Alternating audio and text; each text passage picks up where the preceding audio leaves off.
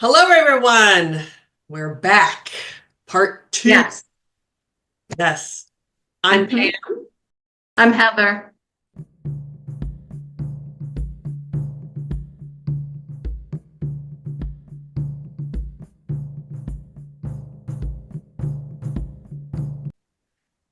Are you ready, Heather?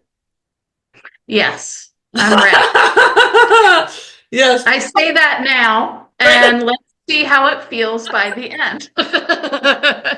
Part one was fun. It was It fun. was. And it was received well. So we hope you like part two as well. And before we go any further, subscribe, please, like, share, do all that great stuff that helps us grow. And the likes tell us that you're enjoying the direction that we're taking Yes. because we do have a diverse amount of videos available. So the likes are the guidance for us in lieu of a poll, if we were to take a poll.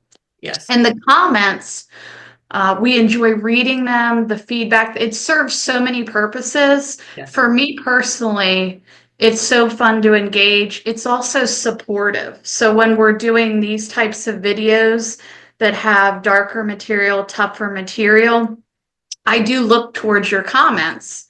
And it is supportive in nature and it feels it's a bit easier to keep moving forward with them. So thank you for that. Yes. Everything she said. Ditto. All right. Well, let's just jump right in, shall we?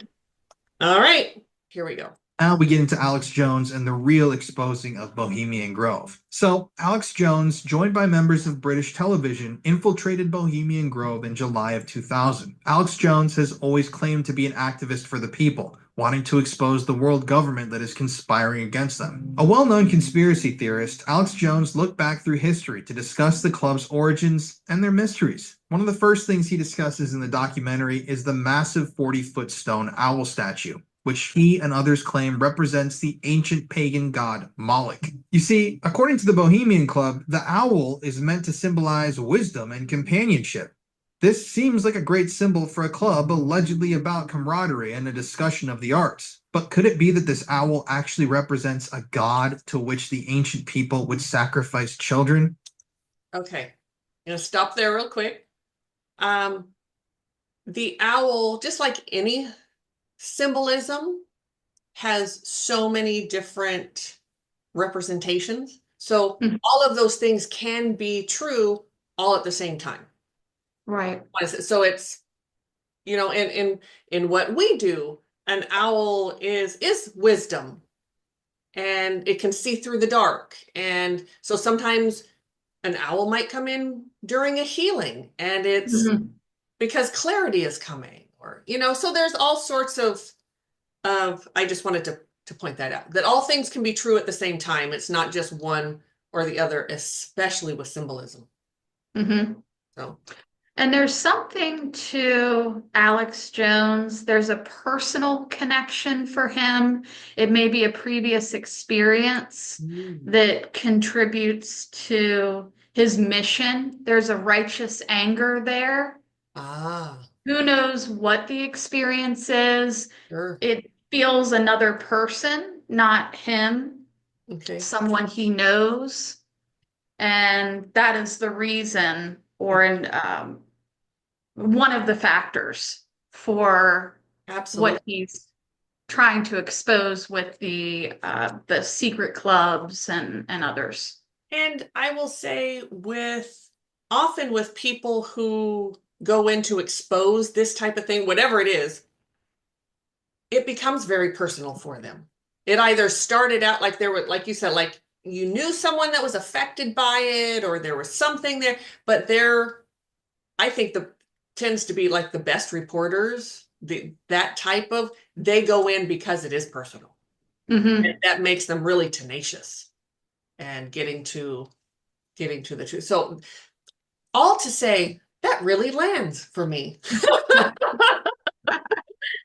One other thing, Pam, Sure. Spirit showed an image with the owl of a light beam going into it, which represents the amount of energy being placed into this owl statue. Interesting. And where did the light beam go into that owl? And Ooh. what part of its body? So, right like top center. Interesting. Okay. What do you think that means? Interesting. Um, I did not expect you to say that. So I'm not sure. I'm Okay. wondering, I'm wondering if is there something inside this statue right there? Oh, Because as far as like any type of chakra system or just where it might hit you, like if it went through his ear, that would be one thing, or through the forehead into the third eye or the heart or something, down the crown. But you said here, and I'm like, oh, and then I just got the vision that there's something in that statue right there. okay. Very helpful. Interesting. I'm not sure if what do you say? It came from spirit. So there's something I could be reading it wrong, or that's definitely what it is. Interesting. Thank you. All right, let's go.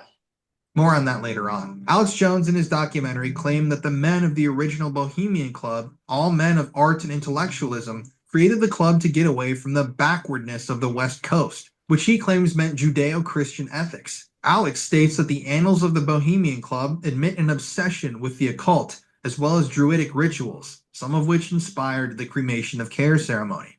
He also contends that many rich and powerful men in our government and military are members of this club. And I have proof of this. I will post this so everybody can read it. This is a 1998 list of the camps and camp members, key locations. You can see right here, this is a full-on legit map of Bohemian Grove. You can see those camp names are listed out. Once again, you got all this weird like the Medicine Lodge, the Owl's Nest, Caveman Trail, Valley of the Moon, Edge Hill, Owlers, Powwow, all these weird camp names. You've got all these camp names with all the people who are attending there, and then you've got a list of the members that were there that year. Right here on the list, you see under R, we've got Ronald Reagan was in attendance that year, and he was in the Owl's Nest camp. So if we isolate that here, that means Reagan was with Dr. Arthur Norman Thomas, Eddie Albert, David L. Anderson, Robert J. Arthur, Norman Barker Jr., Walter H. Bunker, William Carter, Charles E. Cobb Jr., Mike B. Corbett, Jim Cullum, Donald R. Dixon, David Richmond Gergen, Harry Gray, Robert Hancock, Charles Newell Huggins, Murray Carter Hunnicky, a bunch of different names. I don't know any of these people. Please comment if you know any of them. Then if you look at the B's here, that same year in attendance, you can see George H.W. Bush was there in the Hillbillies camp. I'll post a little thing. Oh, Walter Cronkite was in that camp. George H. Bush is in that camp. Donald Rumsfeld. There's a lot of people in that camp. But I'm going to post this full thing so you can go verify for yourself that I'm not lying, that government officials, I mean, this whole list, I'm sure there's so many celebrities and people you would recognize. I don't even know where to start. There's like so many. But anyways, so you have U.S. presidents here being involved with occult rituals that are sacrificing fake children to cremate their care. And you have all these alleged and dressing up in drag and performing women's parts, and Republican presidents who are kind of against that stuff openly. I want to stop there. The only, and I said this in the first video, the only sort of thing that I don't agree with that he's saying, because it is he repeats Republican over and over and over again. Yes, there are a lot of them. I am certainly not saying that, but there are a lot of Democrats, independent, there are people. This type of thing doesn't just sort of happen in a bubble. Ritual, magic, sacrifice, human sacrifice, blood sacrifice, human sex trafficking, all of that stuff. It's their own group. And as far as where they stand in society, it's all over. It's not a social economic thing. It's not, I mean, they come from every walk of life. every background, every personal view. It's its own sickness. Mm-hmm. And I just want to bring that to the forefront because when we start, again, when you start sort of, if you get your blinders on, oh, it's only this one group of people, you miss really what it Yeah. is. It's so pervasive. It is everywhere. And we have this stuff going on all over the world right now. And it has Yeah. nothing to do with whatever group you're in, or I mean, Epstein Island. Right. We can, start they're everywhere, every type of person, and it's disgusting. Mm-hmm. So anyway, I just really wanted to make, and I think he says something down here. I want to reiterate, what is he right here? That the Bohemian Grove involves both Democrats and Republicans. Yeah, this is not an attack on Republicans. This is a wake-up call. Absolutely. And I agree Well, with if you you. get lost on the parties Yes, or socioeconomic status or religion that yes, people are a part of, then you are actually doing what they want you to do so that you yes, will focus there instead of what's really yes. going on. Smoke and So mirrors, man. it's all smoke and mirrors. And that's how our government gets us sort of to go to hate one group, to love another group, to whatever. They know how to work the public as a group. Yes.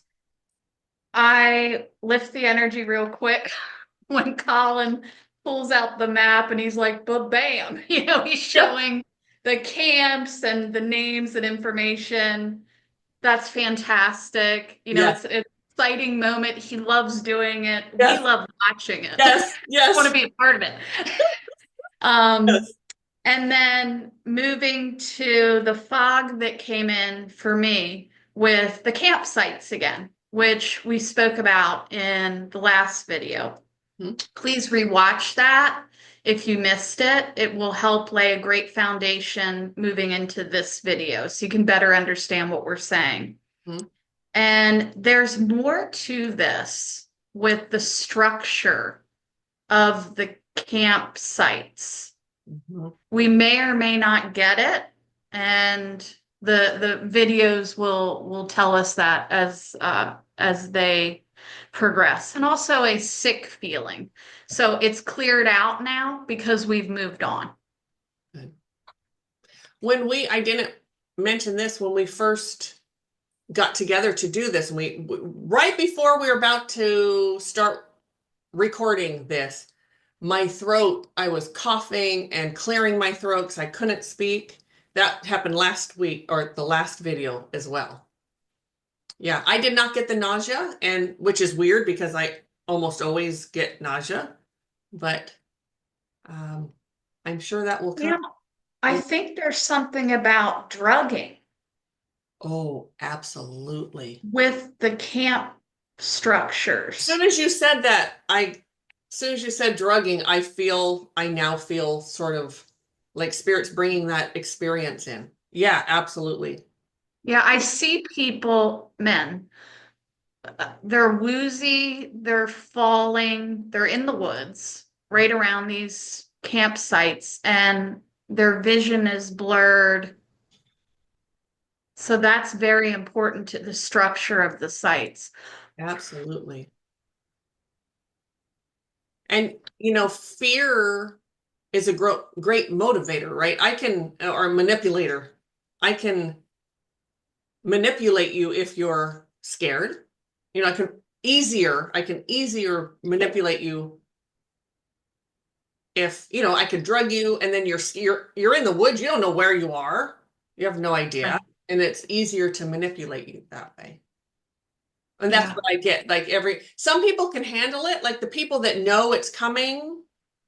But if you don't know that that's coming, and maybe they did different drugs, like the people in charge did one type and they gave something else to, sort of the quote. Ooh, um, that lands.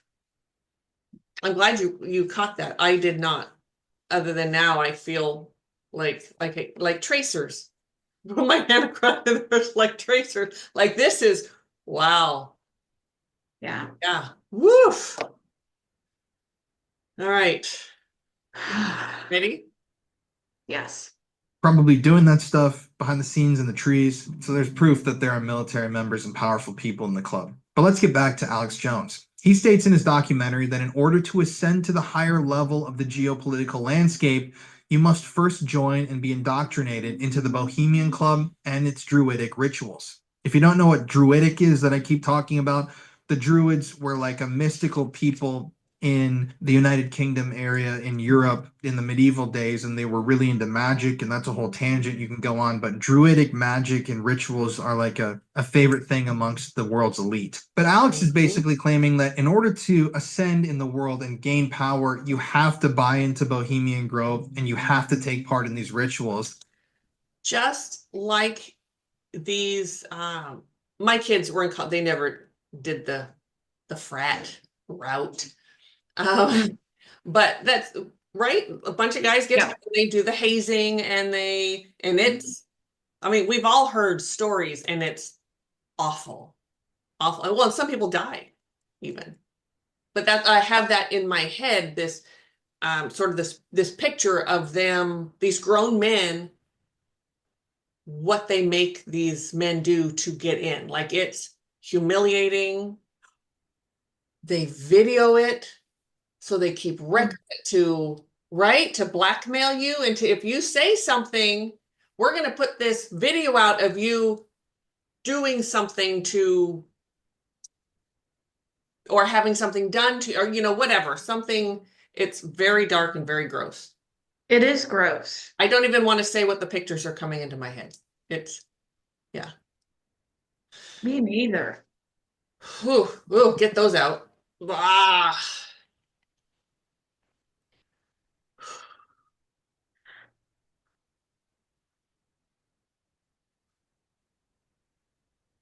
So you all, while Heather's getting the information she's getting, I'll talk for a moment.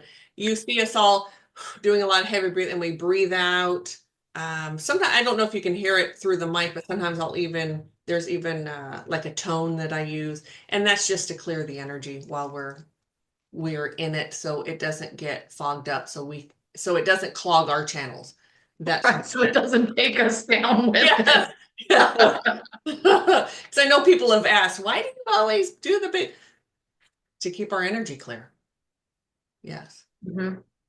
Now, did you I have? also felt Alex Jones, I felt sadness from him. So there's this mission aspect, very driven. There is a sadness there that's a part of why he's driven. So I got a little glimpse of it, and I wish him the best, Yes. but I wanted to share that part. Thank you. Anyone that driven, there's going to be something, I would think. And it's not always sadness, but that sadness could, it's sort of twofold. Mm-hmm. When you're like trying to get a need met, that's feeling to it. And this won't get it met, but anyway, okay. Ready? Yeah. That these other powerful men are making you do. And as an example of that, Alex claims that Federal Reserve Chairman Alan Greenspan was seen leaving the Bohemian Grove Summer Festival only a month before he was appointed to his lofty position. So were those decisions made based on his attendance at Bohemian Grove? I'd like to think so, but what am I? I'm just a conspiracy theorist. Alex then continues by claiming that the Federal Reserve has been run by members of the Bohemian Club since its inception in 1913, and that the most powerful bank in the country is part of this massive New World Order hidden within the grove of redwoods. One article by the New York Times reported that Alan Sproul, a former head of the Federal Reserve Bank of New York, was indeed a member of the Bohemian Club. But Alex Jones insists that many high-ranking officials in the Federal Reserve are members of the Bohemian Club, even if that information isn't public. He also asserts that the Manhattan Project, the project that led to the devastating events of the Hiroshima and Nagasaki bombings, via the creation of nuclear weapons was planned, run, and executed from within Bohemian Grove. So Alex even goes as far as to claim that the people who carried out that bombing operation watched all of it happen and gave the orders for it to happen from within the Bohemian Grove. I have to stop right there. Most war is bullshit. It's war. There's so much sex trafficking that happens through war. It's like one of the biggest times for sex trafficking. It's just horrific. And the people make money. The rich Yeah, money laundering. yes. And they get richer and richer and richer. The rest of us get poorer or, whatever, have to suffer the consequences of the inflation and all the things that happen. But for me, the worst part is there's always an ulterior motive. Always. Someone is always, whether it starts, which I can name ones in recent history, they're only there to make people rich. That's the only reason we're in those conflicts. But even if it's like, farther back, World War I, World War II, they may not have started that way, but they always figure out a way to get richer and to cause more things, to more sadistic stuff to happen within it. It's just gross while our children are out dying for no reason. Right. Yeah. Whew. Okay, I need to get out of that anger. All right. Here. And You have something. there's something about the owl's eyes. So if they're recording, like video recording from the eyes, or they're placing video recordings in Sure. places throughout the camp, some are very visible, some are hidden. Mhm. And also, I can see them like in the tree, not just like on a branch, like in the trees. that's it. Yeah, that lands. Oh, wow. Yeah. Yeah.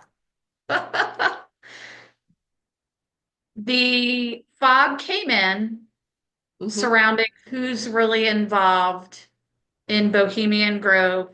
Mhm. And there was an image from Spirit of, what do you call it? Columns, huge columns that you see on buildings being driven into the ground, which represented the foundations of society. Interesting. So people involved with the foundations of society, higher up people, are a part of it. What do you think? Absolutely. Yeah. I can do nothing but just nod. Golly. Whew. I can see why there are, and I think there was even a comment on this too. So many people just they don't want to believe the amount of stuff that's happening, and so they just negate it. They say it doesn't happen, they shut you down, they don't, Right. and I get that part of it too. I do. You don't want to know because it's scary to think really what's going on in the world, and we're just pawns out here, Absolutely. All right. Ready? Yes.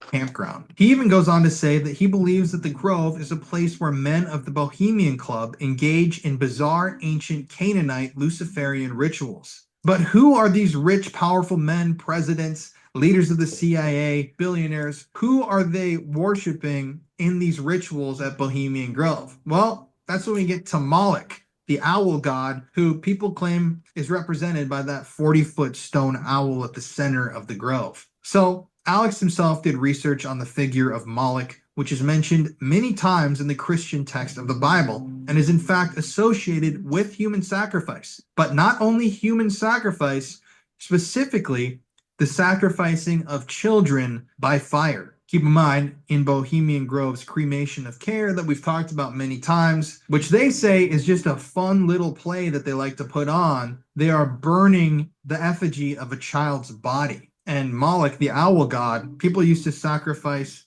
children to Moloch by burning them alive. Unable to conceive why these power brokers, high ranking men in our government and finance sector would worship this figure, Alex decided to infiltrate Bohemian Grove and see what was actually happening. I'm going to stop. So I know we talked about this in the last one, but I want to bring it up because it's coming through again. There is one of the ways that magic people, they don't have their own magic. They don't have their, or I should say magic, they don't have their own power, their own energy to build up. But you get all those people together and it builds up. What are you getting over there? These people are so malleable in Yeah. the audience. Yes. Presidents, whomever. It's the ones behind the scenes you need to worry about. Yes. And they look at the group as so malleable, and Yes. their spirit is sending this laughter Mhm. because they're burning an effigy of a child, and like you said, could be a real child, and they're blind to it. Yep. Fools. And they're choosing to be because Right. they're in a group and they get all this camaraderie and we're all around and everyone's having fun and they're drinking and drugging and Yes. God only knows what. But really they're just being totally manipulated. Yeah. It's just gross. It's just horrific. Yeah. Whew. Yes. And the whole child sacrifice, human sacrifice, blood, that all still happens now all over the world. Mm-hmm. And these magic practitioners, that's how they gain more power, is through that energy, or that's what they believe to be. Yeah, it's a gross way to get energy and to get power, and part of the power is it's kept quiet. Yes. If it weren't kept quiet, they'd have no power. That's why they have to do all that other stuff too, to keep people quiet. Ugh, just grosses me out. Okay. Yeah. I can feel some of the underneath goings on, and it's as if I kind of took on one of the victims and I was being whipped. Oof. I caught it right across the chest, and I felt Yeah. so scared and desperate and alone. And I'm going to escort this energy out now because this is very bad. Yes. And I will say, while she's doing that, there is a belief out there in this darker black magic that the body needs to be, the more you can scare it, the more fear you can bring in, the more powerful you're going to be able, you can take that and turn it into that power for yourself. And I know with certain rituals around the world, they'll actually consume a body, and they believe making it a scared, they do that with animals, like with dogs around the world. The more you can, the more fear that's there, it's like the more tender the muscle, the flesh is or something. It's just disgusting. So they absolutely do that there's many reasons they do it, but it's definitely they want you to be as scared as they can make you. Ugh. Feel better? It's being circulated out. Hey, good. That Good. was a rough one. Yeah. I could see it in your face. Yeah. It's like Spirit was saying, don't over-identify with the victims. Try Absolutely. and go to the information Yes. and keep moving. Yes. Yeah, it's the only way you get through it. If you start identifying with the victim, that takes you right down to that, which is Yeah. probably a piece of this too. I'm sure that's another piece in the manipulation, in the we're beating one person and someone maybe is saying, stop, stop, stop. They've got that person now too, because that person is identifying that empathy and Um, ah, yeah. Yeah. Mhm. All right. Woo. We're only a few minutes in. Holy moly. Right. Oh no. Yeesh. Okay, here we go.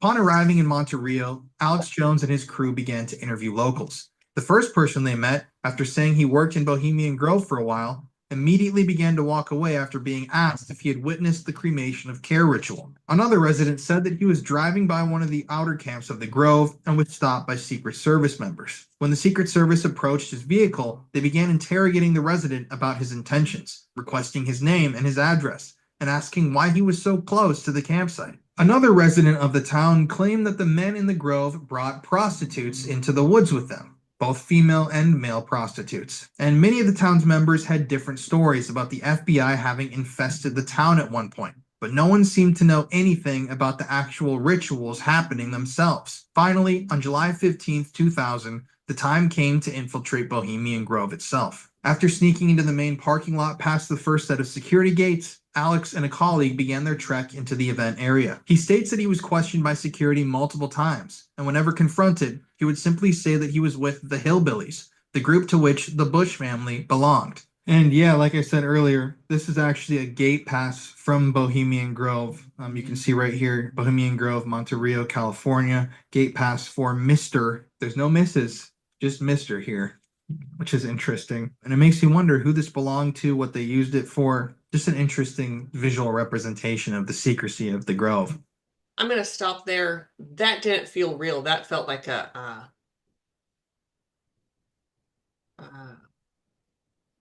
replica or a copy of one. Just saying. The gate pass. Yeah, that he was holding up. Yeah, but anyway. Okay, here we go. Okay. But back to Alex Jones infiltrating the Grove. Since he and his friends had Texas accents like those of the Bush family and friends, the people at Bohemian Grove believed that this would actually let them in. Not only was Alex Jones able to get into the compound with a hidden camera, but he was able to videotape the actual grounds themselves. While videotaping the Bohemian Grove, multiple signs with morbid motifs can be observed. They're words written in Latin and other languages. I mean, it's really bizarre. You can see these skulls and these like really weird phrases and totems and strange ritualistic things that are everywhere all over the campgrounds. Alex also got a decently clear shot of the 40-foot stone owl, a dark figure coated with moss and leaves. And before that stone owl, as you can see, stands something like a raised stone altar. And atop it, the eternal flame, a fire pit lit during the cremation of care ceremony that burns for the duration of the retreat. The entire scene and all of that footage from Alex Jones is eerie and overgrown. I mean, there's moss and ferns everywhere, and it feels kind of evil. And while the rest of the grounds are pristine, the altar and owl statue are left to grow over with foliage. And later on at dusk, Alex and his colleague witnessed the cremation of care ritual. So every year before this cremation of care ritual, they say it's a play, we all know it's a ritual. Before that begins, the members of the club attend a massive feast at the main dining area, and then afterwards they head to the lakeside. It can be assumed that these cups are some of the cups used at this feast. Alex Jones somehow obtained a program from the ritual, whose front page bears the massive stone owl before a pit of fire. Alex then points out what he calls a small demon on the cover of the program, named PJ. It appears to be a small stick figure with horns holding up a broom and dustpan, sweeping up something that needs to be thrown away. More disturbingly, in the fire that burns before the owl, there appears to be an illustrated burning human body. It isn't a grown human body, however, and it appears to the viewer, and it appears to me, to be the body of a child. The skull is large in comparison with the rest of the body, as are the hands, and indeed at first glance, it mimics the skeletal remains of a child. Now, why would politicians and businessmen, prominent figures, people that are running our world and our country, why would they take part in a ritual, even if it is a play? Why would they take part in something whose programs are illustrated with small drawings of demons and the burning body of a small child? It's bizarre. Then, in his documentary, Alex shows the footage recovered of the cremation of care ritual, and it's as disturbing as it sounds. In the footage, men in dark robes that look like those worn by KKK members, are carried into the event area by a carriage and marched in a column before it. As the robed figures walk towards the altar before the stone owl, they carry torches with them to the tune of a bagpipe crying a funeral march. So I have like two different things coming through. Um, so they actually give, like, I don't know if thanks is the right word, but they worship this whoever it is that's going to die and be cremated or is already dead. I kind of there's a feeling though that whoever it is, and it's not always children. I really get like even like teenagery, maybe a little older women, Yes, that lands. right? And women, and they're not dead yet. Like they're not carrying them out. They're dead. They're beat up. They're drugged. They're taken to like they're unconscious, I guess would be the way to say that. Um, and they worship them. They're like thanking them for giving their life to them. Well, it wasn't like she did it on purpose. Like she didn't ask for this to happen. Right. It was put upon her. So there's this sort of double thing going on here that I'm going to force you to do this and then I'm going to worship you for doing it. Mm-hmm. Like, how crazy is that? Like, and do they have them like it's real? Like that worship, it's real. Like they really don't see what they just did to get her to her, or, mostly it's female. Even the children feel female. But Yeah. like where there's such a disconnect here on so many levels. But that's what I get. Yeah, so the worst, yeah, they're worshiping. Uh-huh. And they're thanking it, but we put you there. I mean, it's just Well, and I get that they're mimicking something with the ritual. okay. So, like Lynn. copying a previous ritual, they're trying to put together like a puzzle from another ritual from a long time ago. Okay. And so Yeah. that's why it might be so convoluted. Yes. Yeah. Also, there is a portal. Well, I'm sure there's more than one, but I got one directly underneath the altar. Okay. Yeah, I got Spirit sent this dark spinning image that went down below. Now, is it so in is it more of a vortex portal Oh, doorway? Like, what's the difference? and the only reason um a portal sort of takes you to you can go to it's almost like you're here, you go through it, and then you're way over there. There's like um, there's no space or time to it. Like all of a sudden you can just be in another space. A doorway is you kind of like going from one room to another. And then a vortex, you're not going to get it. That's just something that like Mother Nature will create to try and heal herself. It could It be might be a vortex. could be any of those things. Yeah, sure could. Yeah, absolutely. Could be absolutely any of them.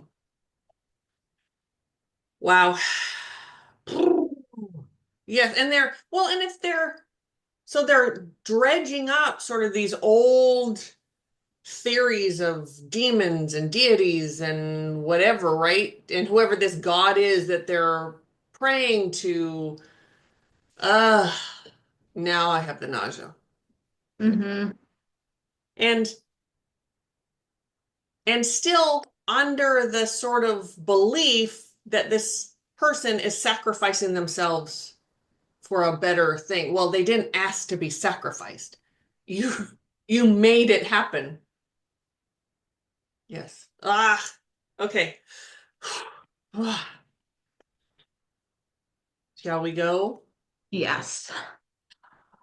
The club members then begin to clap.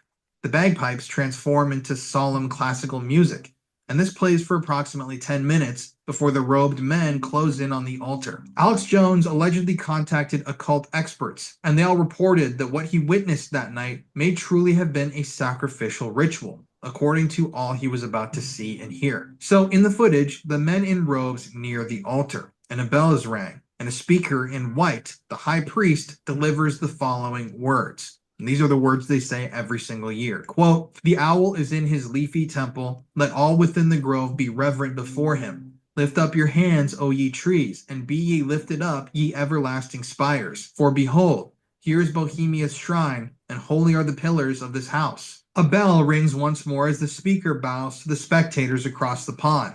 He finishes his intonations with, "Weaving spiders come not here." The bell rings again, and he walks off stage. In the footage, the men in dark robes then approach the altar, and another voice rises above the crowd.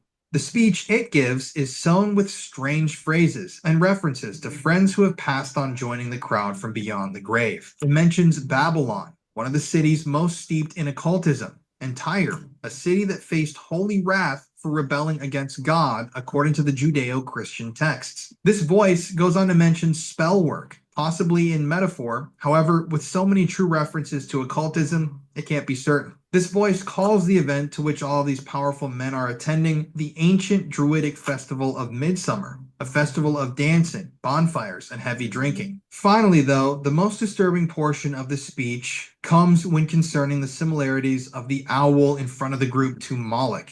And it ends with a metaphor of children coming before nature, a reference to the camp of Bohemian Grove. The speech proclaims, quote, "Hail Bohemians, with the ripple of waters, the sound of birds, such music as inspires the sinking soul, do we invite you to midsummer's joy. The sky above is blue and sown with stars. The forest floor is heaped with fragrant grit. The evening's cool kiss is yours. The campfires glow, the birth of rosy-fingered dawn. Shake off your sorrows with the city's dust, and cast to the winds the cares of life. But memories bring back the well-loved names of gallant friends who knew and loved this grove, dear boon companions of long ago. Ay, let them join us in this ritual, and not a place be empty in our minds. All of his battles to hold in this great autumn of the world, or in the springtime of your heart, attend our tale. Gather ye forest folk, and cast your spell over these mortals. Touch their world-blind eyes with carrion. Open their eyes to fancy. Follow the memories of yesterday, and seal the gates of sorrow. It is a dream, and yet not all a dream. Dull care in all its works harbored it. As vanished Babylon and goodly Tyre, so shall they also vanish. But the wilding rose blows on the broken battlements of Tyre, and moss rends the stones of Babylon. For beauty is eternal, and we bow to beauty everlasting. For lasting happiness, we turn to one alone, as she surrounds you now, great nature, refuge of the weary heart. And only found her breasts that have been bruised. She has cool hands for every fevered brow, and dreadless silence for the troubled soul. Her counsels are most wise. She healeth well, having such ministries as calm and sleep. She is ever faithful. Other friends may fail, but seek ye her in any quiet place, smiling, she will rise and give to you her kiss. So must ye come as children, little children that believe don't ever doubt her beauty or her faith, nor deem her tenderness can change or die. End quote. So that's Whew. Had to get through that. I wanted to stop when that was over. They got magic in the words. Oh boy. Oh my Yeah. gosh. Yes. It was pulling energy out, and I felt like I was sinking, becoming tired, lost Yeah. in space. Yeah. And imagine being in in attendance there in that crowd when they are saying those words, and it's a spell, right? And it's Yeah. conjuring up. We and there are people today in the music industry at concerts that add that kind of stuff to their songs. They do different rituals on stage in the form of like dancing or something like that. Just kept running through. Like it's when you get that many people together, you can draw out their energy, and you can also uh, brainwash them. Yes. And there's an energetic part of you that just knows it and goes with it. Whew. Especially if, ooh, this just came in. You'll have to tell me what you think. We've all had, right, many lives, hundreds, some of us thousands, like we've had. Those words can tap on those who were in these rituals Ooh, however many years ago, right? Hundreds, yeah, thousands, whatever years ago. And that can, and you, because we can draw back the energy of past lives. yes. Yeah, and Spirit sent an image of like hitting a tin can. They're pulling energy out so they can program the way that they want to. It's Yes, that is the most frightening thing. And experiencing it to the degree that we just did yes. without substances and a group of people who are getting into it, it's terrifying. You could feel like the hypnotic part in the Yes. words. And he wasn't even saying it the way it was being said or sang or whatever in, it was done in a particular tone, in a particular speed, in a certain Yes. way to add to it. And if we felt that just by hearing the words, imagine being there. Do they sway when they hear that? Is there like, That's what I was feeling. And I have to look back. I may have been even, but I felt that sway. That I felt that sway. even if it's a Yes, it was right, very this hypnotic. feels so old. It feels Yes, like there is some ritual and they really yes, got into it. yes.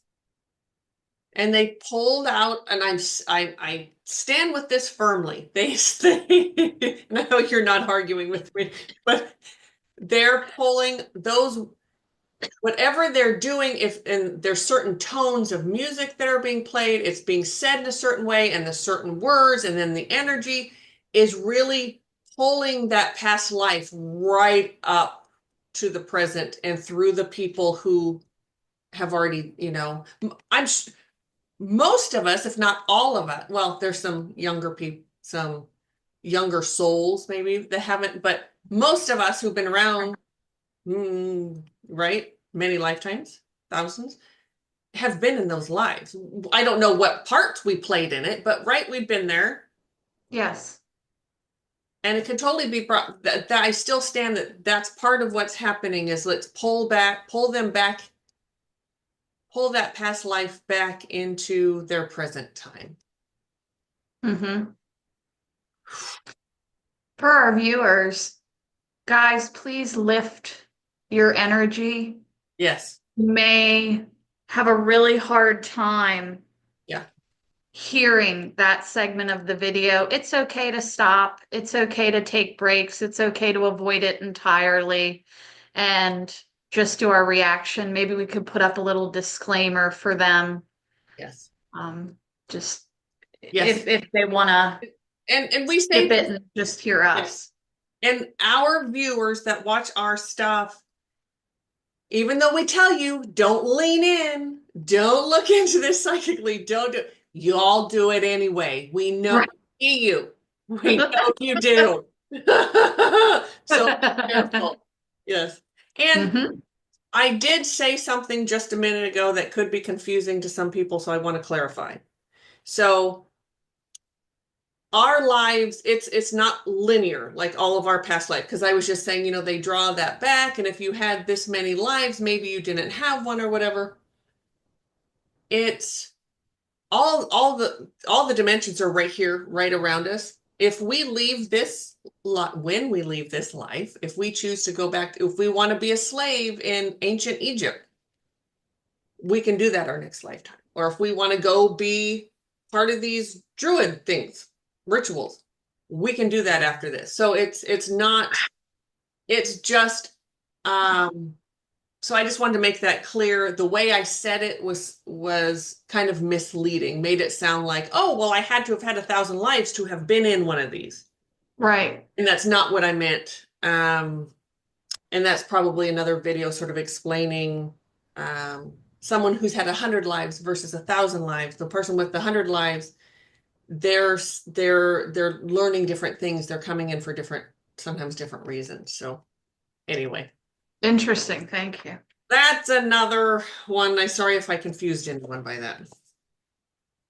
I expect everyone to understand what's going on in my brain. I don't understand it. I can't expect other people to understand it. All right, shall we go, or do you have something else you would like to say? Ready to go? Okay. The whole weird fucking speech with all of those coded religious references and bizarre references and references of children and everything, obviously. And as that speech ends, the white-robed man meets with a man robed in black, and the ritual begins as solemn music plays. Another recording plays as the ritual begins that goes, quote, Bohemians and priests, the desperate call of heavy hearts is answered by the power of your fellowship. Dull care is slain. End quote. As those words are said, the crowd goes up in cheers and applause, and the speech continues. Quote, his body has been brought yonder to our funeral pyre to the joyous pipings of a funeral march. Our funeral pyre awaits the corpse of care. End quote. More music continues as the effigy, the corpse of care, is brought forward. Solemn music is played on woodwinds and brass for the crowd, and people laugh as, riding across the lake in a fog, a boatman with his face painted to appear as a skull brings a bound body, supposedly only an effigy, across the lake and towards the stone altar. Now, as he narrates in his documentary, Alex Jones wishes that those watching the documentary would be able to pick up all the occult references that they are about to hear in the following speeches. In the ritual, the voice then echoes again across those watching the ritual, saying, quote, O thou, thus ferried across the shadowy tide, in all the ancient majesty of death, dull care, ardent enemy of beauty, not for thee the tender forgiveness or the restful grave.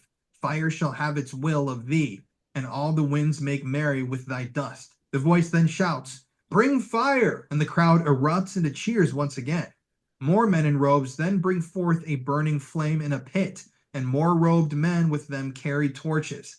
The effigy is then laid atop the altar, and loud laughter erupts from the sidelines of the event. A voice then shouts from the woods, the voice of the effigy or corpse of dull care. Fools! Fools! Fools! When will ye learn that me ye cannot slay? Year after year ye burn me in this grove, lifting your puny shouts of triumph to the stars. When again ye turn your faces to the marketplace, do ye not find me waiting as of old? Fools, fools, fools to dream ye conquer care. End quote. The first voice, the voice that called the men to attend the ritual, the high priest, then speaks up over the voice of the corpse and says, quote, Say thou mocking spirit, it is not all a dream. We know thou waiteth for us when this our sylvan holiday has ended. We shall meet thee and fight thee as of old, and some of us prevail against thee, and some thou shalt destroy. But this too we know, year after year within this happy grove, our fellowship bans thee for a space. Thine malevolence, which would pursue us here, has lost its power under these friendly trees. So shall we burn thee once again this night, and with the flames that eat thine effigy, we shall read the sign. Midsummer sets us free. End quote. The voice of the corpse then cries out against it. Ye shall burn me once again? End quote. And then breaks out into monstrous evil laughter. Not with these flames, it says, which hither ye have brought from regions where I reign. Ye fools and priests, I spit upon your fire. End quote. At these words, a spark of fire rains down from above and then crashes into the altar area with a bang, and the crowd begins to cheer again. There's something about that, how they're playing that out, and how the I can't remember what word they used. I'm sort of in this energy is just really something. Yeah. But it's not the victim or the one being, they're saying it's the victim that they're have someone playing that, and that, oh, you're going to try and burn me again, and you're going to, that's not what I got. I got I mean, it's kind of convoluted, but it's like that is the spirit that's going to come back in. There's something like coming back into life or coming back in a different way to join with this Moloch or whatever. Like there's something there's something really off about the way it's being described, but what's actually happening. And there it feels like I'm getting a real like they tell like the crowd believes it's like a play, right? And Right. that's what this, but really it's a little shifted from that. And it's really asking what at Moloch or whatever god they're using. It feels like there's more than that, but to devour this and to make him stronger. Mm-hmm. And there's something though in the way that the people there think it is, but what's actually happening. And I'm really I feel drugged again, Me too. right? Yeah. Yeah, this section's stronger Yes. than the last. And maybe this is the mind control piece of it. With what's being said, with the there's fire going on too. Is there something in the fire that's sort of some sort of drug, or did they take something before? Like people in the audience are definitely drugged, Mm-hmm.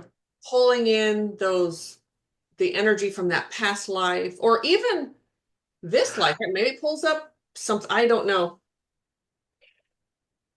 I don't know the whole ins and outs, but certainly a lot more than what's being said. And in the words, an effort to keep them doing it, to addict them to the experience. Yes. So you need to keep doing this. Yeah. You have to keep doing this Yeah. every year or more. What Yeah. else can you do? How else Right. could you participate? Maybe you need it more frequently. There's something about an addiction that's being created. And you might be able to speak on that being a therapist, you might be able to speak. There is a real, like you go with the crowd thing, right? Yeah. Like maybe one individual they would not be able to do, that individual be too thinking. Like, I don't know. But you put them in a crowd of people and you're watching everyone else do these things. So then you join in. And Absolutely. you think, right? Like if you think this isn't right, but everyone else seems to think it is, so I guess I must be the wrong one. Uh-huh. Is that a real thing?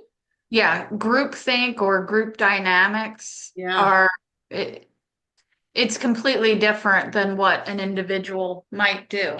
You know, Yeah. it would surprise you what you might do or agree to in a group that you would never do on your own. Which is why we can hear about those things and go, well, I would never do that. Hmm. You might if you were in that group, right? Right. Even the bystander effect. You are witnessing a crime, you're hearing screams, you're aware of other bystanders, and there's that assumption of, well, they'll do something. I don't have to do Yes. anything. So Yeah. that's still the awareness of the group and therefore changes how an individual might react. If you know you're alone, you witness a crime, you may then be more likely to run, grab the phone, call 911. You act quickly. So that's in play here, don't you think? That I whole do. group thing. Yeah. And I That's think they use it in absolutely, yeah. every single way to keep them controlled. So really, all of us, the viewers, you and I, everything, we can sit here and say, how can they go through with this? How can you what? Well, first of all, you're in a group. They know what the hell they're doing. They're manipulating the whole group. Their drugs are involved. the energy is really right, like, and we even feel that. So once a month we do a big with TCS, with our group, we do a big group meditation, right? And there's like 10, 11 people, right? And you can Yes. feel, I mean, that meditation is very different than being at home doing it by yourself. Oh yeah. You know, and we're all on Zoom too, but you can still, Yeah. so imagine hundreds of people outside and they're drugged and all these things are happening. Yeah. And the implications for outside life. Yeah. So if I stand up, if I run out of here, which is what my instincts are saying, what's that going to do for my business relationships? Yes. They'll ruin me. It'll ruin me. Yeah. Or footage that they have on them. Yeah. Wow. Wow. And then that fear is another piece of it, because there has to be a certain amount of people in there that are just scared. The fear is there, but they're staying there because they just go along, which would be another piece of the group. Wow. Whew. All right. The voice of the priest of Bohemian Grove, the voice that had called the men together, then beseeches the owl and says, O owl, prince of all mortal wisdom, owl of Bohemia, we beseech thee, grant us thy counsel. End quote. And finally, the massive stone owl is lit by a glow from below and sings, No fire, no fire, no fire, unless it be kindled in the world where care is nourished on the hates of men and drive him from this grove. One flame alone must light this fire, a pure eternal flame, at last within the lamp of fellowship upon the altar of Bohemia. The priest in white then responds, O great owl of Bohemia, we thank thee for thy adjuration. The men in robes, joined by the priest, then approach the altar with a torch and light the eternal flame, preparing to set the effigy alight. The priest then proclaims, Begone, detested care, begone once more, we banish thee. Fire shall have its will of thee. Begone, dull care, and all the winds make merry with the dust. Hail, fellowship's eternal flame. Once again, midsummer sets us free. End quote. The effigy of the dead body, which is laid upon the stone altar, is then set on fire and bursts into flames. The voice of the effigy is played over a speaker and screams in agony as it's destroyed. As that effigy representing a dead human body burns, pyrotechnics then explode on the sidelines, and music to the tune of In the Hall of the Mountain King by Edvard Grieg plays. The the the amount that's going on here is incredible, and what you see is not what's really happening. But we're going to tell you it's this, so you go along with it, but there's really something. I mean, can't you just feel that? And I know we've talked about it, but it just really hit me, just like wham. No, this is a real person that they're burning up here. And whether it's actually there on the stage, it's underground, wherever that it's happening simultaneously, or could be right there. All the sort of smoke and well, look over here and look over here, and we're gonna have the music and this and that, and the screaming is it's not real. It's just, but it is. Ugh. They keep shifting things. So put this here, bring this back here. And as you said, smoke and mirrors. That's the perfect way to put it. Man, I was getting dizzy there. I had to stop it. It was like, there's so much information coming in. Whew. Okay, here we go. If you're ready. Yes. Okay.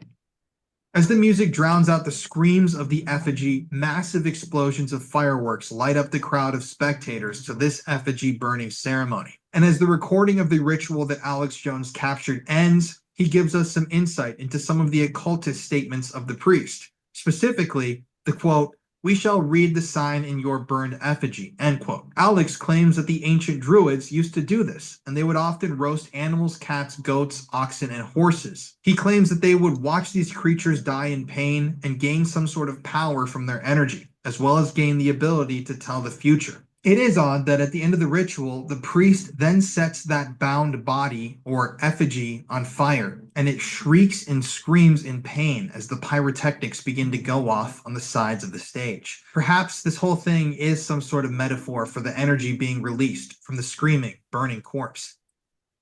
No, it's a real screaming, burning, yeah, corpse person. And they do I want mean, the power from it. yes, absolutely. Absolutely. This even, I know this is a little, I'm going to say this, only maybe it'll kind of take me out a little bit. This is also, as he was talking through this whole thing, and I meant to bring it up and I kept not. This is also just witchcraft in general. Yeah. The reason they like to be in a group and they have their rituals and they have their little spell things and they go, to the left and then they go in a circle to the right and they do this and they say this and they burn this and they do that. It's all the same thing, trying to conjure up this power because they really don't have any. They really this is how they sort of get it, and it's all manipulation. Yes, what did you just get? Warlock. Mm-hmm. So there is a male witch who is very prominent behind all this there. Absolutely. And it's not that high priest. At the beginning, they talk about how the high priest came out in his white thing. It's not him. No, it's not him. No, I think he's behind the scenes. Yes. But that feels more like he's playing a part. That high priest. Like, I'm sure he knows some of what, but he might even not know everything that's going on. He's not Yes. high enough up there.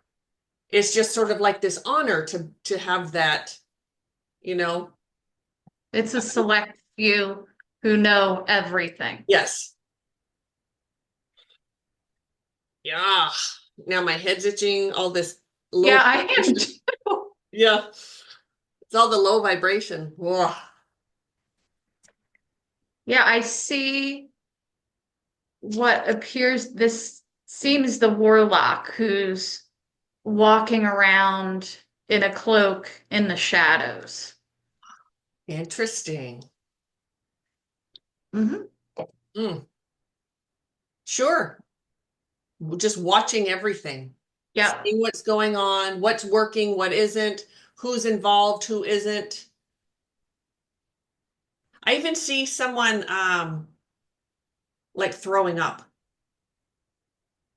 I don't know if it's from the drugs, the smell, no one's brought up the smell here, or Colin hasn't brought up the smell here at all. Yeah. So like, well, he won't be a good candidate. Or maybe he will, I don't know. But just Yeah. watching, paying attention. Yeah. Interesting. Okay. I'm done yammering. Should we go? Okay. Mm-hmm. Alex Jones then goes on to say that after analyzing the ritual itself, it was indeed Babylonian in nature, a mixture of the Canaanite ritual of child sacrifice to Moloch fused with ancient druidic rites. Alex states that this whole thing was exemplified by the, quote, female side of Satan, end quote, which in this case they referred to as she, then towards the horned god with the references to he. Alex then analyzes that boatman who we showed you the footage of rowing up the water with his face painted to look like a skull. That boatman is wearing a red cloak and holds his hand out in front of him as if he's pulling the damned soul of dull care towards him. Alex also points out that the particular ordering of the robed men is interesting. They're standing in a circle, with the high priest in white and the outer rings being men in red and black. Alex insists that this is consistent with the workings of the darker occult. At this point, Alex points out the small horned demon on the cover of the Cremation of Care program, the small stick figure using a broom and dustpan. He correlates that small demon to the bonfire by saying that the word bonfire got its roots from the word bonefire, or human sacrifice. It's easy enough to correlate the two, as the program cover also bore the image of a smoldering human skeleton. the skeleton of what we can assume is a child in the flames. Now, Alex says that after the ritual, the robed men or club members would be sweeping up the ashes. In other words, the demon on that cover represents a satanic club member taking part in a human sacrifice. To further prove that point, Alex also states that the pyrotechnics displayed after the mock human sacrifice, were fired from wrought iron crosses, only 1.5 feet tall. Burning crosses, demonic stick figures, mentions of Satan in the female form, mentions of Babylon and Tyre, which faced the wrath of the Judeo-Christian God for occultism or disobedience. A screaming, burning human corpse, calling children forth before the altar of a 40-foot stone owl, and summoning the spirits of old dead friends who have passed on. According to Alex Jones, the Bohemian Grove is host to a satanic sacrifice ritual, and other people, including myself, believe the same. I mean, how fucking weird is this, everybody? I just took you through some of that ritual. These are presidents of the United States. These are Republicans who are supposed to be good Christians, and Democrats too. These are billionaires, businessmen. These are famous high-profile doctors and celebrities, news people, all coming together to watch the mock burning of a child's corpse in the middle of the woods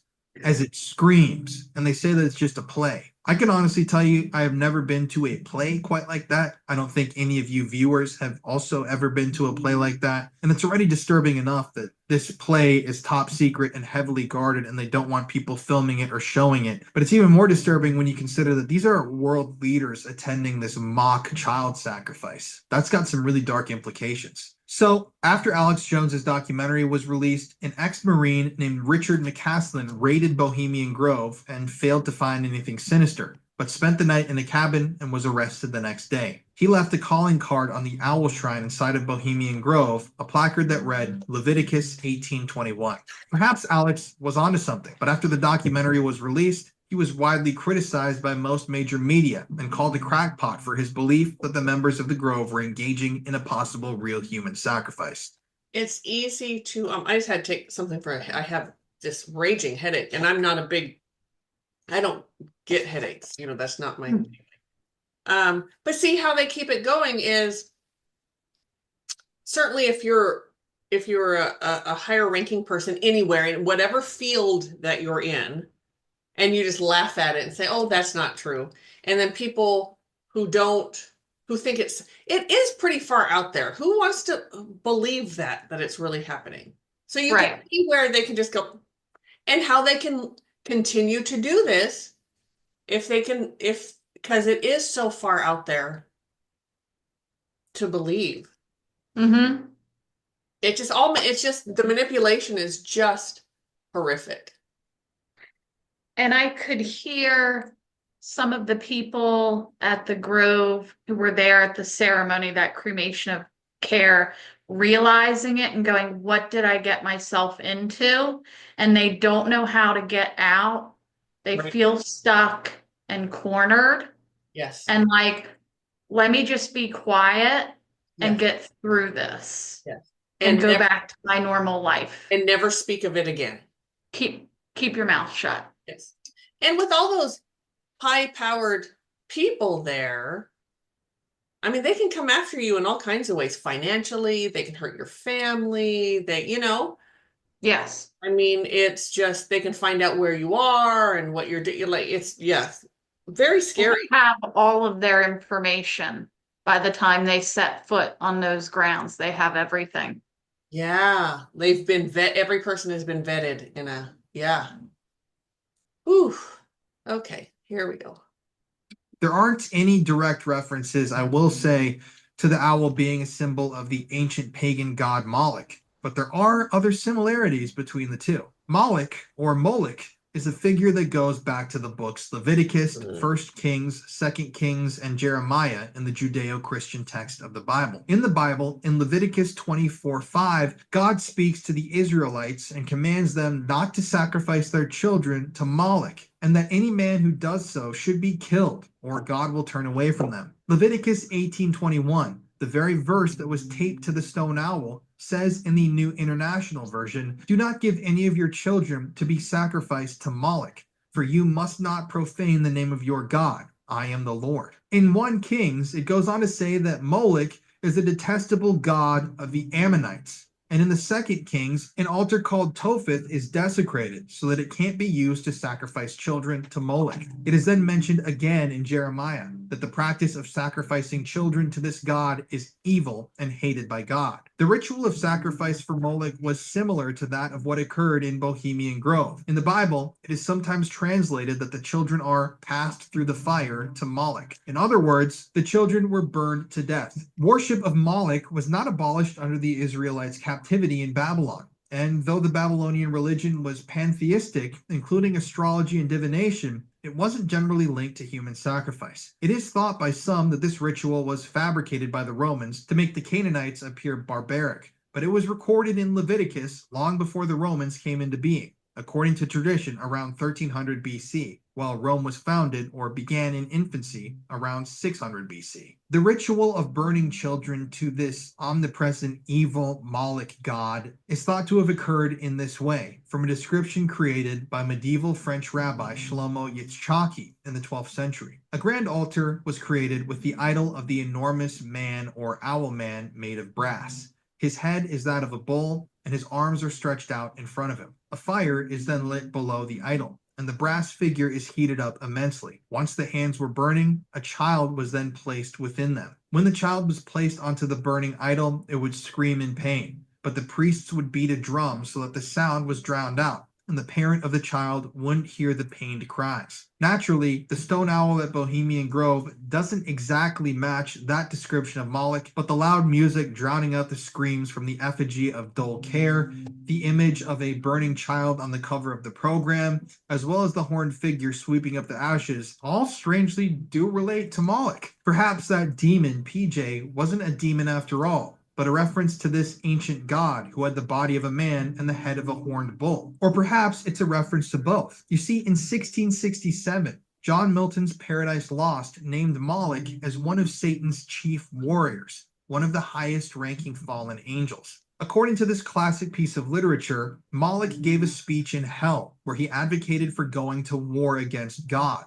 thereafter being revered on earth as a pagan god. Paradise Lost is a classic piece of literature, something the great authors and artists, these supposed men of culture that attend Bohemian Grove, are likely to have read. Perhaps making the mascot of Bohemian Grove and planning this whole ceremony around an owl was not only a reference to the pagan god of Moloch, but a reference to satanic worship and sacrifice, veiled by theatrical performance and pyrotechnics shooting from wrought iron crosses. You see, child sacrifice or human sacrifice has always been associated with beseeching a deity for power, health, wealth, or forgiveness. Perhaps the men of the Bohemian Club were beseeching their own deity for power. Power enough to run a new world order. Power enough to become the top brass of the military, the government, finance, and business. Perhaps that effigy, named for dull care, isn't simply an effigy after all. Perhaps it's a real human body, the body of a child, wrapped and hidden away to appear as nothing more than a bit of dramatic and macabre theater. Others think that the statue ties into something else entirely, a reference to another group that people believe pulls the strings from the shadows. You see, the owl has long been associated with two other groups, the Freemasons and the Illuminati. But the owl isn't the only similarity. In fact,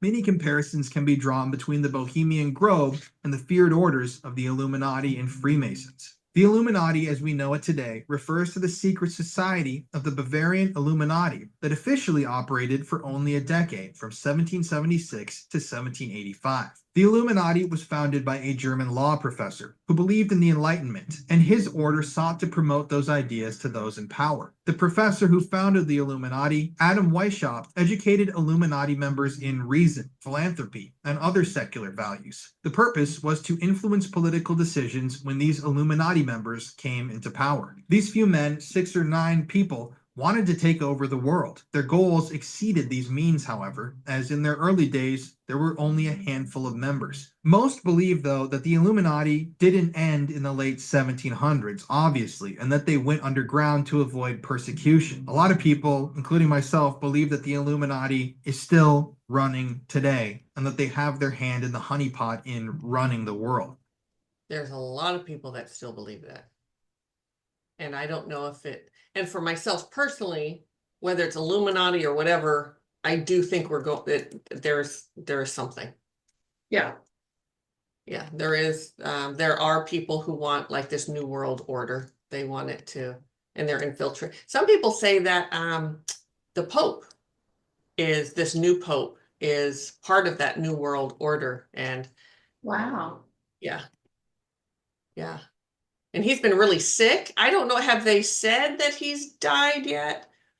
Some people say he's actually dead and they're just keeping it secret until they can Oh. figure out what to do. I don't know, but yeah, I believe that. I believe there are really powerful people that do run who we think run the world. Yeah, yeah. It's Yeah, that really landed the connection with the Illuminati and the Freemasons. mm-hmm, mm-hmm. Yes, So multiple meanings with the statue. You know, absolutely. is it this or is it this? Well, sometimes it's this, sometimes Yes, it's, and frankly, what does it matter, which right.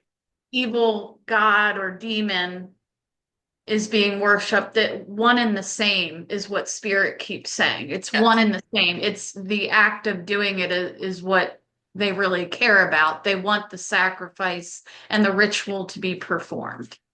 And that's something, as you know, with TCS, that we when we clear a home or something happens and there are what some people call it demons or whatever, and people want to know, well, which one was it or we don't get that information because it doesn't matter. It Right. They matters. don't give it up.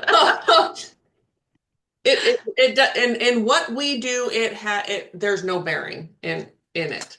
They all get gone the same way. They all get removed. And it just, when we get too bogged down with those details that don't matter, it's exactly what it does. It bogs us down. It keeps us from seeing the bigger picture and what's Yeah. really so.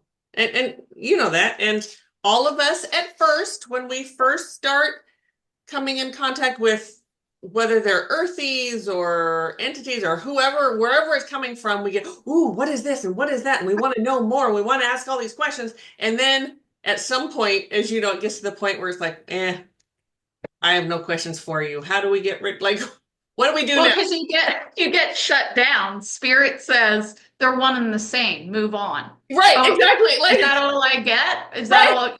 Move on. Okay, I have all these bye. questions. It's like, stop. You're not getting any answer. You're here for a bigger purpose. Mhm. Let's just take care of it and move on. Yeah. That's so funny. Yes. Whew. This part feels better. I'm glad we're out of the Bohemian Grove like when they're in, because that was rough. It I was terrible. It was terrible. Yes. Whew. And I know this is part two there's actually going to be 6 parts.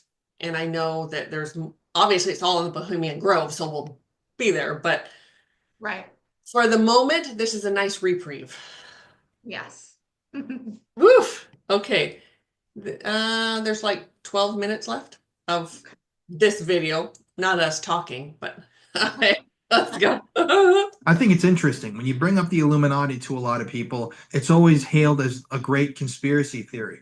But no one ever really acknowledges that at one point the Illuminati was a real organization with real goals to take over the world and control the world. At its largest, the Illuminati organization consisted of somewhere between 650 to 2,500 members, and did so by becoming a sort of sleeper cell within other groups, such as the Freemasons. Once inside these rival organizations, members would coax others into joining them in the Illuminati. You see, the Illuminati is known for their strange rituals, as well as their famous symbol of the owl, a Minerva-esque idol. They were also famed for their secrecy, adopting pseudonyms to hide their identities. The Illuminati also were intensely selective. They wouldn't allow anyone that was over the age of 30 to join them, as they were too set in their ways. The Illuminati prized secrecy so greatly that they used spy-like protocol to keep each other's identities hidden from the world. Many believe that the Illuminati, after all these years, has become successful, despite allegedly disbanding in the late 1700s. The government and the church had begun to fear the Illuminati for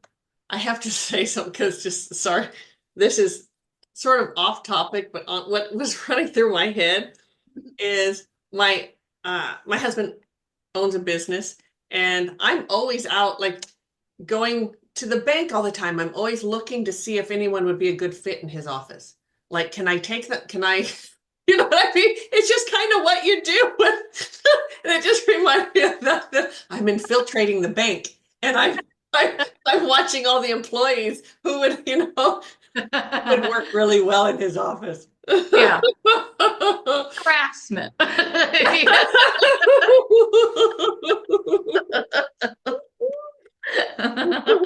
So funny. It happens. What you would. Yeah.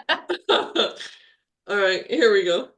Their success, and so membership was banned by an edict from the Bavarian government in 1785. Members of the original Illuminati were then imprisoned or exiled from the country, and Weishaupt himself was banished from Bavaria. Some believe that the Freemasons and the Illuminati are closely intertwined, that still today the Illuminati recruits from inside the Freemasons' ranks. The Illuminati is also accused of ritualistic magic, satanic practices, and trying to achieve a new world order, similar to Bohemian Grove. They're blamed for famous assassinations, such as the death of JFK, the death of John Lennon, Michael Jackson, Princess Diana, with the accusations that these victims threatened the Illuminati's wishes and needed to be put down. The most famous theories about the Illuminati come from physicist John Robinson in 1797, who accused the Illuminati of infiltrating the Freemasons and in part starting the French Revolution. Only 1 year later, in 1798, founding father George Washington had written a letter addressing the threat that the Illuminati posed. Because of this letter and subsequent anti-Illuminati books and sermons, Thomas Jefferson was accused of being a member of the group. Today, people accuse members of the wealthy elite of being a part of the Illuminati regularly, as well as people closely related to the film industry,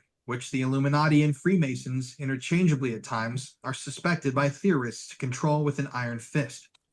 I will say that Hollywood, we'll just say use Hollywood, is a disgusting pit of sickness. Mm-hmm. Just say it.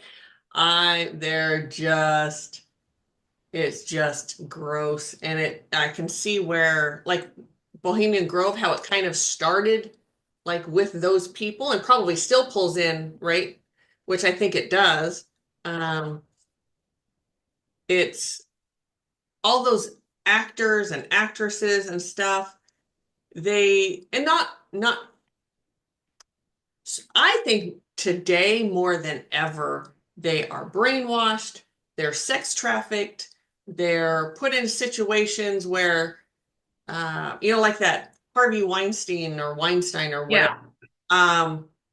He was such low-hanging fruit on the big picture of things, but that happens on a big scale. Like, if you want this, you have to do these things, these nasty Yes. things.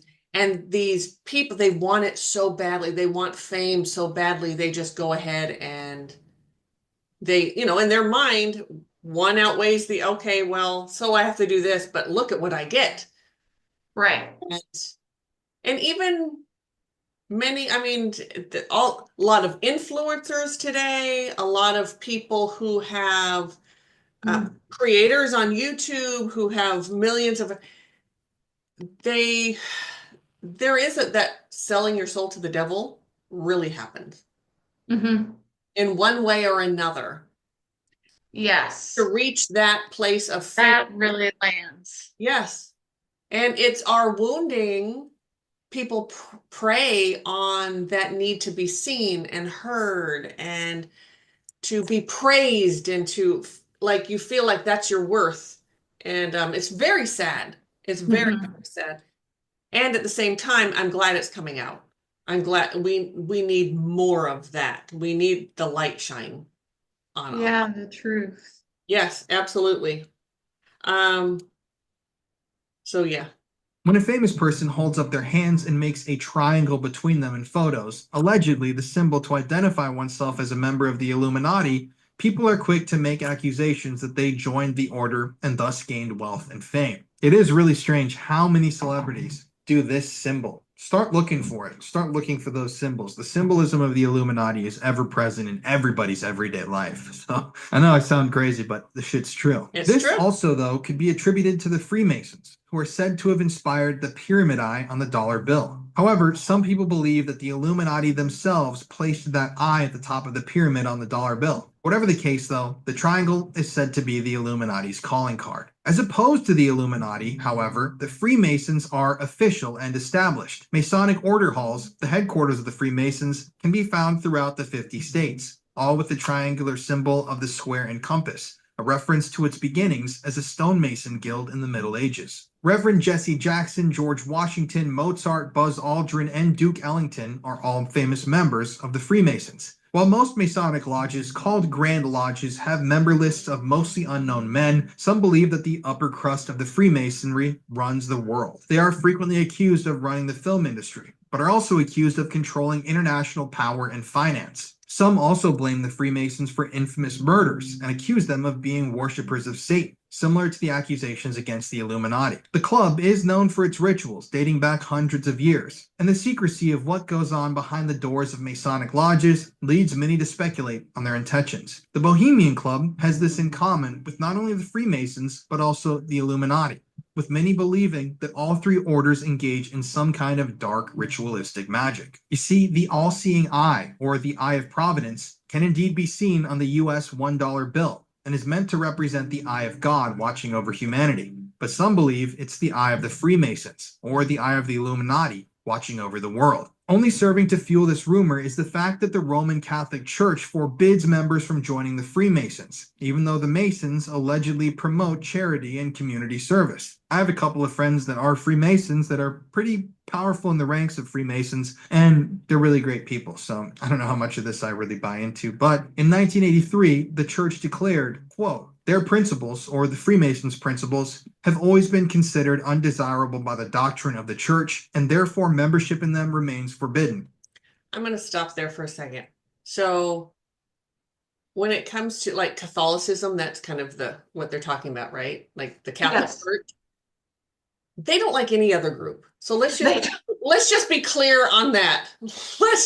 Let's just be clear. They are their own, even under the umbrella of Christianity, which they are Christian, but they sort of set themselves apart from other Christian churches, which Right. they're different. But so I just want to be clear. And as far as I believe him when he says he has some friends who are Freemasons and either those friends just aren't part of that other sector that's going on there, or they just lie to him. And that's how they keep going. Mhm. Friends, family, whoever have no idea. It's like any pedophile. How many times do you hear, oh, he's a beloved teacher. He could never do that. Or he's a beloved pediatrician or whatever. He loves children. He loves them a little too much. Yeah. That's how they stay in business, is by fooling people. Mm-hmm. It's the higher ranks follow it up, Yes. and then they get pulled from one to another. There's some connection, one to another, and that's where all the bad stuff is going on. And it's all about power. It just comes down to power. It's just disgusting. Yes. Yeah. Whew. All right, here we go. The faithful who enroll in Masonic associations are in a state of grave sin and may not receive Holy Communion. End quote. The reasoning for this decision is the secular focus of the Freemasons and the role as a safe place for those with ideals and agendas that don't align with orthodox views. Such a harsh statement about the Masons, though, is sure to make people wonder why the church has such a grave outlook on them and their ideals. Some people believe that these ideals held by the Freemasons that are banned from the church are pagan and satanic worship in exchange for power and wealth. But how are the Illuminati and Freemasons linked to the Bohemian Grove? Many Masons are active members in politics and government, a theme that mirrors that of the Bohemian Club, and a theme that mirrors the fabled Illuminati. Also mirroring the Bohemian Club is the secrecy of the order and its all-male ideal. as the traditional Grand Lodges of the Masons accept only men into their ranks. There are lodges that allow women, and even all-women lodges. However, the traditional Masonic Grand Lodges do not recognize them. Only members of the Freemasons are privy to the rituals and secrets that occur behind the doors of the Grand Lodges, just like the shadowy inner workings of the Bohemian Grove. Indeed, those who try to sneak into the Grove are charged with trespassing, and one can only join the Bohemian Club if invited by several members. If not invited, you must join a decades-long waitlist. The initiation for the Bohemian Club, Vanity Fair reported, is a staggering $25,000, and yearly dues stack on top of that. It certainly seems as if the Bohemian Club makes it a point to ensure that only the wealthy elite can join them, those so highly desired that they would warrant an invitation out of the billions of people walking the earth.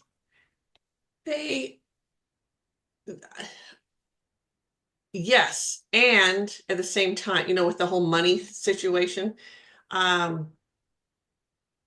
had a hairdresser who would sometimes raise his prices to weed people because he had so many. And that was a way it wasn't necessarily that he wanted only the richest people or it was a way to weed people out because they would see the price immediately and go, oh, well, I can't. And I'm sure there were rich people that didn't want to pay that either.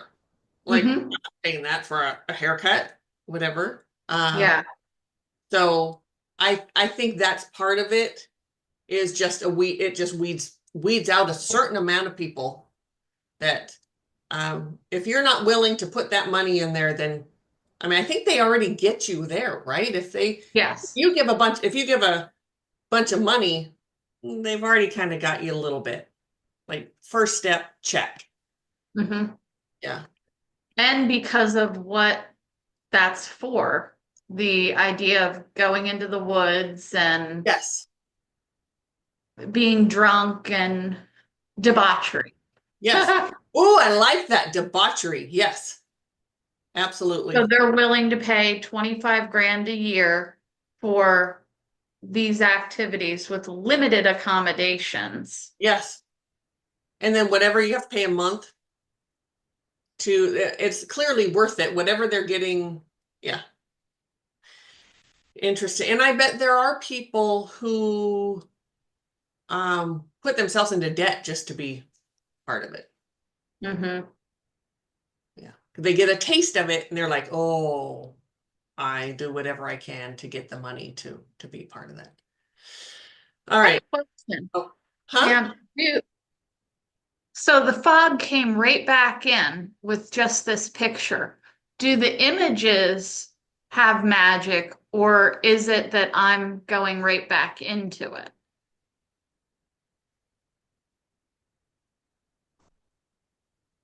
I'm going to say both.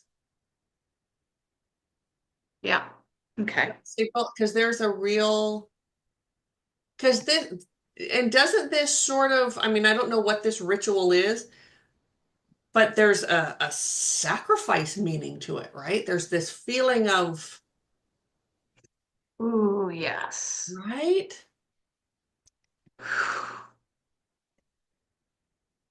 Interesting. Wow, that really hit. Yeah. Yeah. Whew. Oh boy. Okay. Like 5 minutes left. Let's see if we can keep it together.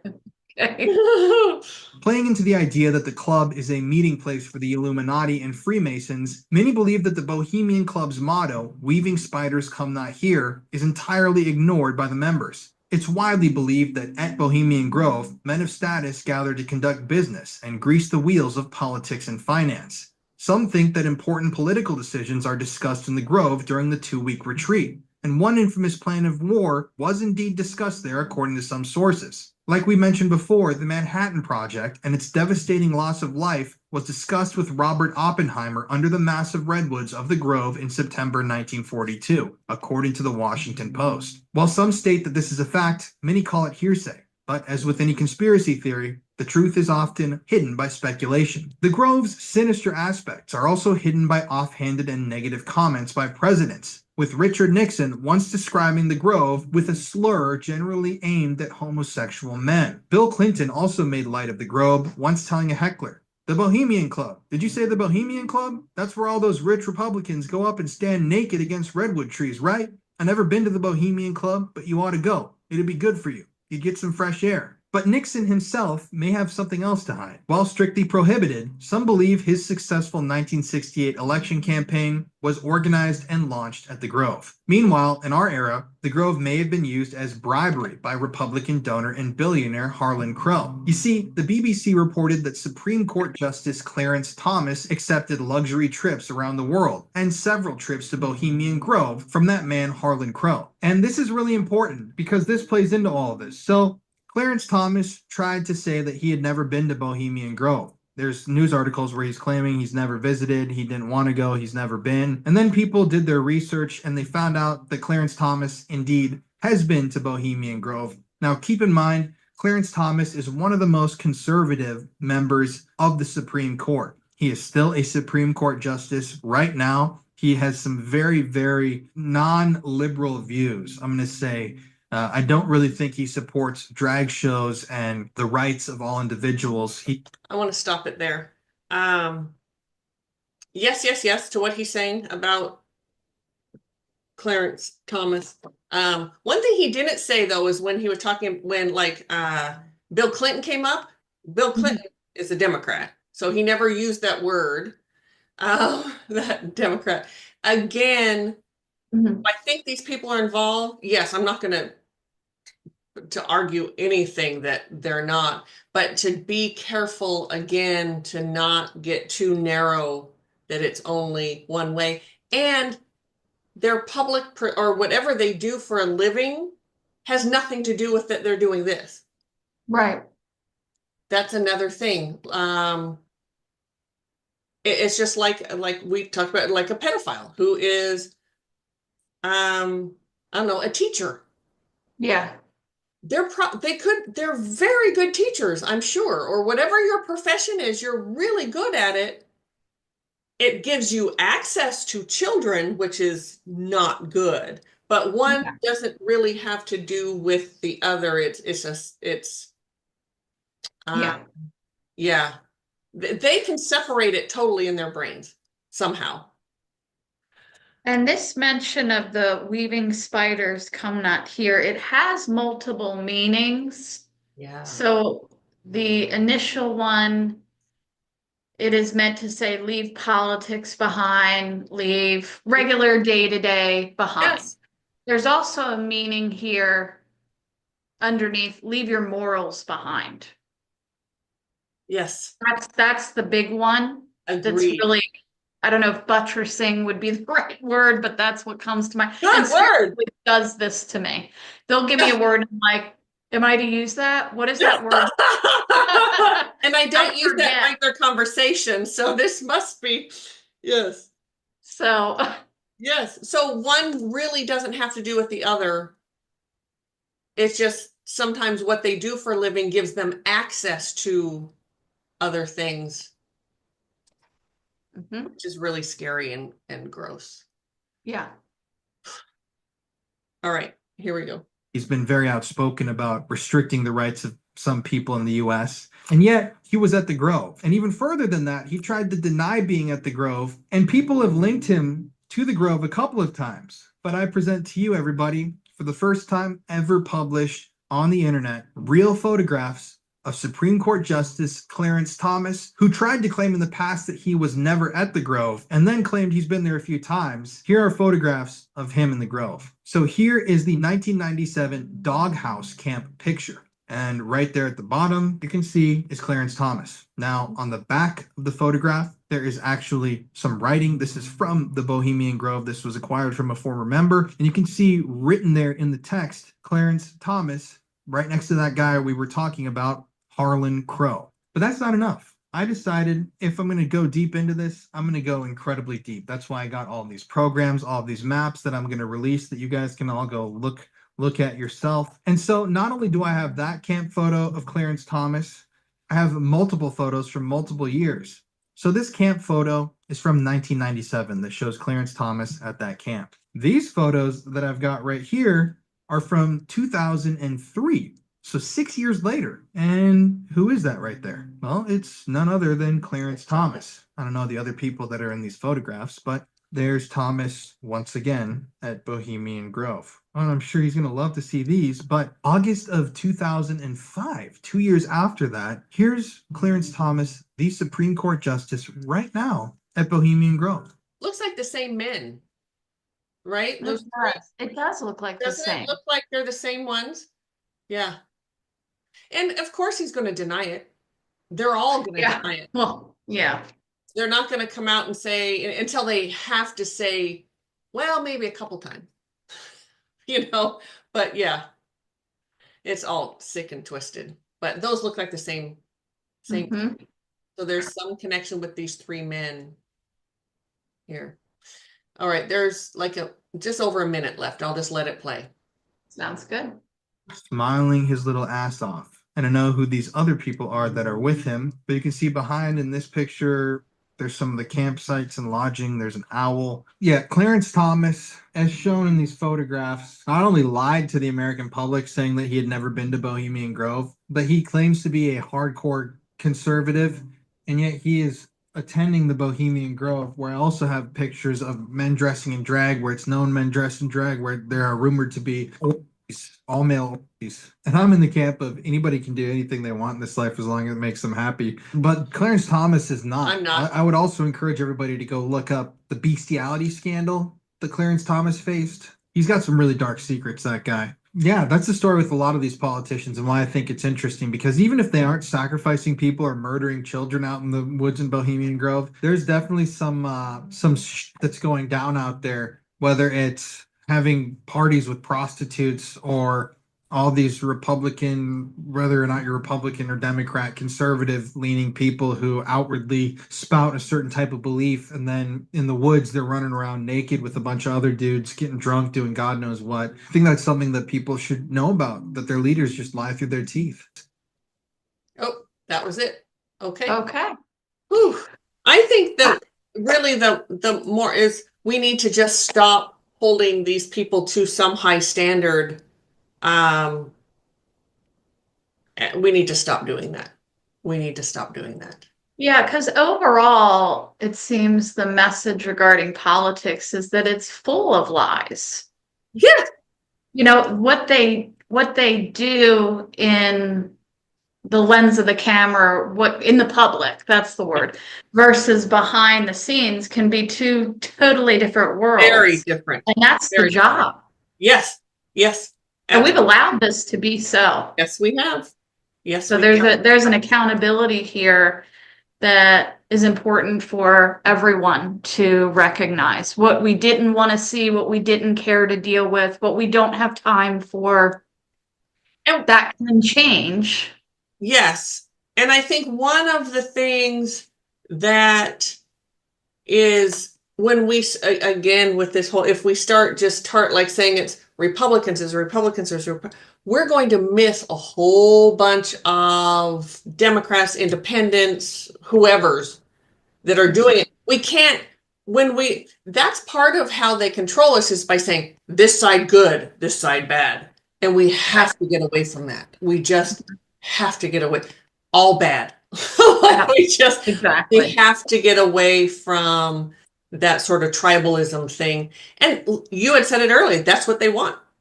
Yeah. They want us to pick a side and stand, dig our heels in on that side.